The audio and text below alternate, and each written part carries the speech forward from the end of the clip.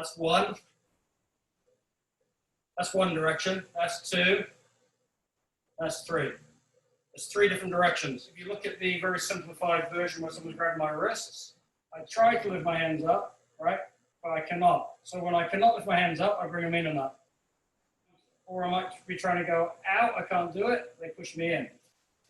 So essentially it's just a reversal of the direction. I can't go up, so then I go down and up. Or if I can't go up, then I go out again. Does that make sense? So from that point of view, we're just regaining control. You don't want to spend too long grabbing the wrist. You also want to start doing it from grabbing this way. So when they grab that way, it's the same thing. Boom, protect. That's now you can see why my elbows, my position's like that. So that it's really important that we're in a strong position when we do it. Okay, so let's try one more time. Your stopping that technique, you're controlling the movement. Knee, powerful. It's on, now powerful the other way. She. So now we're going for the attack. Leap. Ish. Step, powerful. Knee, 45 degrees to the body. It's on, grip. She. Go. One more. Ish. Forward. Knee. On. She. Go. Circle the hand. Eight. Pushing, Sanchin. Eight. Front hand keeps pushing as you pull an elbow. Knee. Towards your get. Knee. Block. One. Two. Knee. And we repeat on the other side. Knee. One. Two. Step back. Knee. On. Heavy front leg hooking. Then sweep. Strike. Knee. Turn. Knee. Agaluki. 1, 2, 3. Knee. Ish. PG. PG. Turn. Knee. I get. Uraken. Get that. Ish. PG. Knee. PG. Hey. And knee. Pull your get all the way up, elbows together, sink low.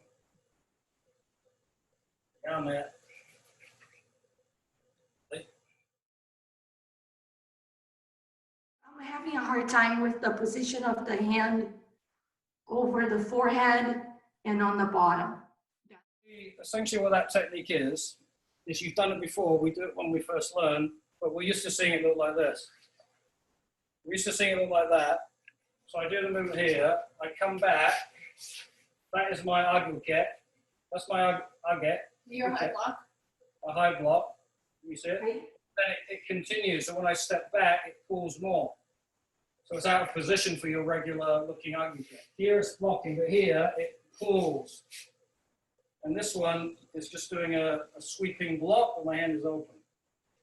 My head's looking that way. If I look to the front, my hand will be right in front of my forehead. Whereas a high block will be there. Does everyone agree with that? High block's typically there, covering both sides of the body. But in Seiyunchin, it doesn't stop there. It pulls because you turn. Not as far away, it's quite close. Even though here it's a little bit further away, when I come here, it pulls in. So I'm trying to pull something in. I need it in line with my body when I pull it in. Thank you. And then let's just get a good question. I It's important that when you do the high level kata, all the techniques are just based on your things we've been doing for years. It's just not always obvious because, like that one, you don't stop. You keep the technique going, so it seems out of position. And what we're not doing is this. I'm not doing this. That's not what I'm doing. I'm not going back then forward. This movement is the back and forward. This is back and forward. So from here I'm going wow, I go out, I go forward, out, and then back.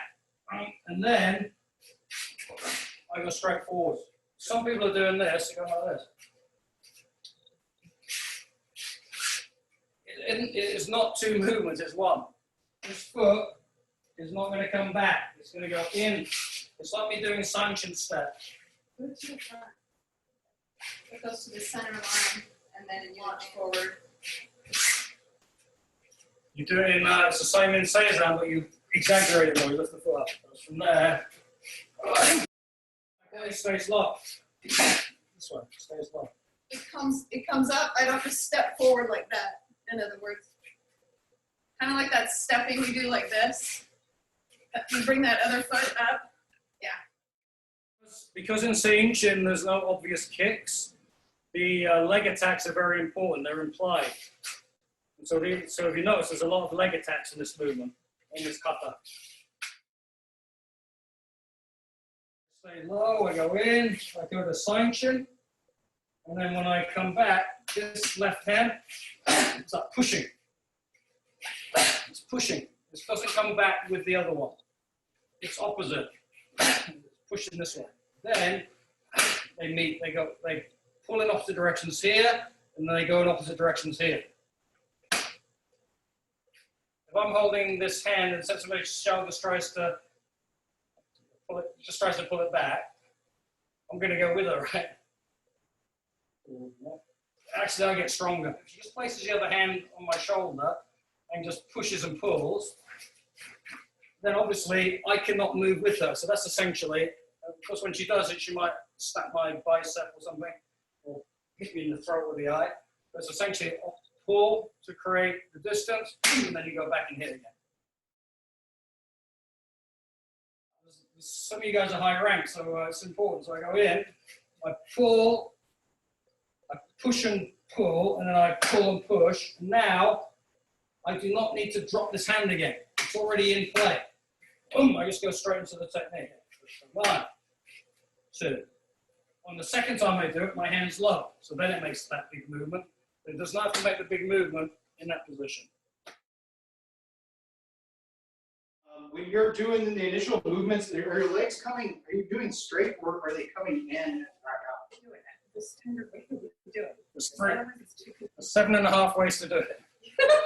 So my feet are in the middle and it goes out, so I'm just going to follow that to the middle and out, to the middle and out. It's not the only way to do it, but that's the best way to do it most of the time. My feet start in the middle. I'm going to keep going to the center line. A little bit, bring the foot in a little bit.